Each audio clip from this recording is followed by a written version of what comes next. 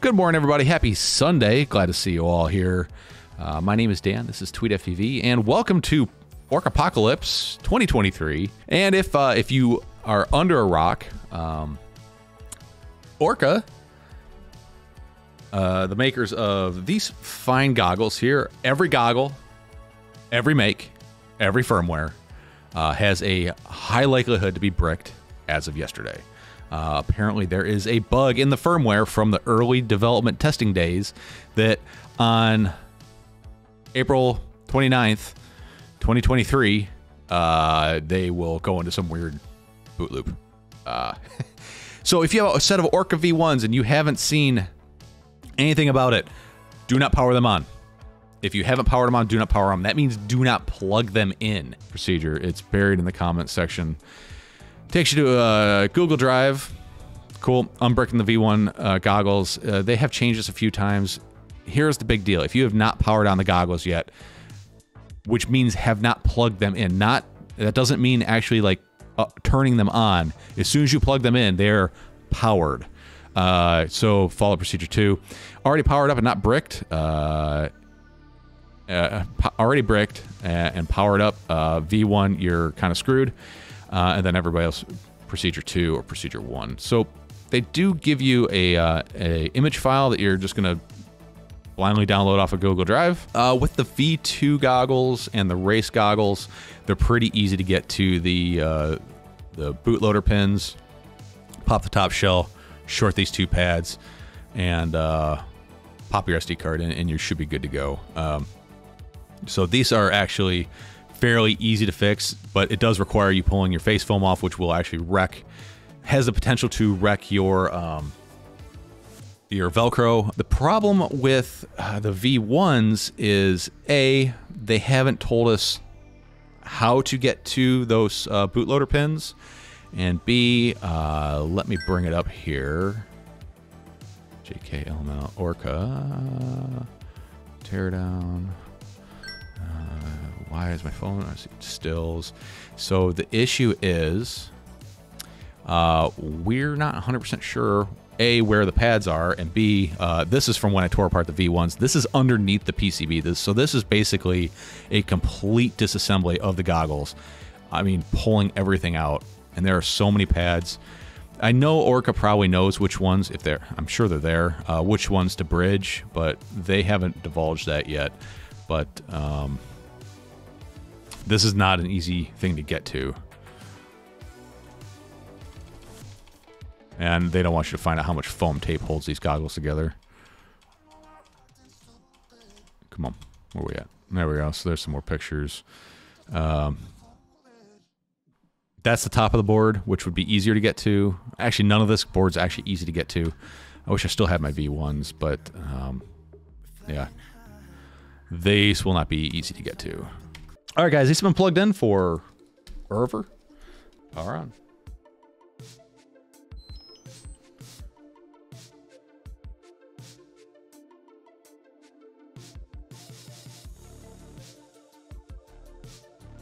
Hey, they didn't brick. Okay, now what? What should I do now? Should I do the firmware thing that they're telling me to do? Or should I set the date and let them brick? Third power up. Let's set the date. 4/30/23. And just for good measure, let's set the time too, just because if we're gonna be anal retentive, we might as well go all the way. All right, date is set. Powering off. Let's manual focus these things. All right, here we go, powering on.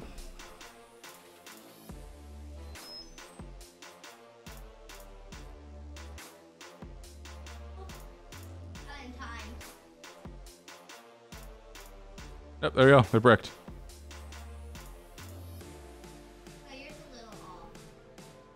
So it's definitely date related. See, it says bootloader mode, hardware 1 v240, boot version 214, insert SD card, blah blah blah. Problem still exists. There's the downloadable image for the goggles.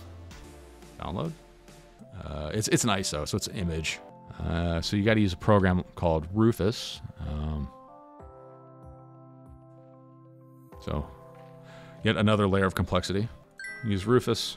Select the ISO image. That's the one we just downloaded. Which I gotta extract. Man, this is annoying.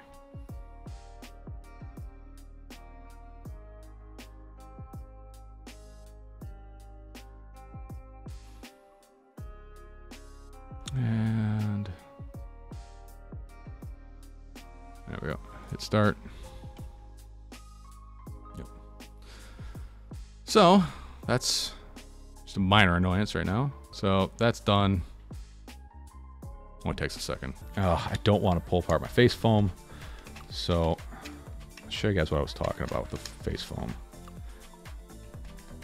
So these on top, these are 1.5 mil. If you're interested in these drivers, check out the video, the link in the video description, because these are the best drivers that you're going to be able to get a hold of for this kind of stuff. There we go. I'm gonna get these 3 screws out of the top. Luckily, and I don't know if they all have this. Mine have little like relief cuts in the foam here, or in the Velcro. I don't know if you guys can see that. Which they're like targets. So I'm going to use a double-aught Phillips head. I'm going to take out these screws. And I believe we're only going to have to take off these top 4. And we're going to pull this off. Port cover there. Probably going to have to extract these screws, like actually pull them out of the plastic. I think they're probably hanging up on the on this upper piece here. So if you were careful enough, you could do this without peeling the foam back, or the Velcro back. But this Velcro is pretty shit to start with. Or at least mine is. And 4. All right, so this should come off now. There we go. All right, so we're looking for these 2 pads right here. And you get something metallic. Some metallic tweezers. Here we go. Try not to touch anything else. We gotta hold that down for 4 reboot cycles. Gotta keep on these pads for 4. I mean, it'll almost be easier to solder these things.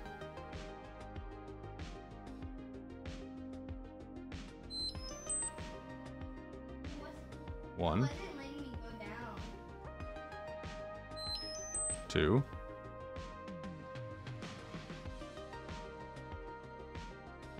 3,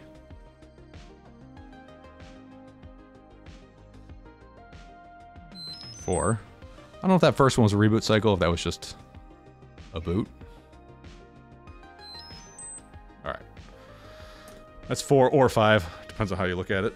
So it's going to keep doing this boot loop thing. Insert the SD card. All right.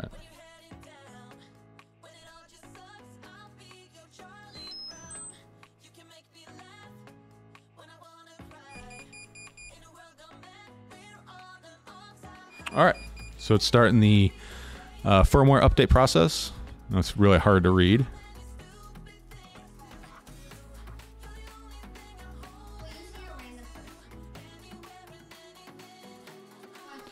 Wish I had a little bit longer lens on this camera, but... All right, so the goggles are done updating. They're shut down, so you got to power the goggles back on. Don't unplug the battery. So we're going to power them back on.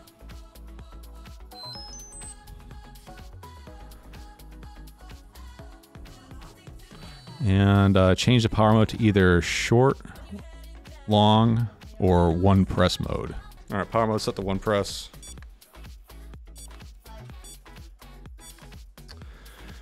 And power down using the power button. Don't unplug the battery. All right.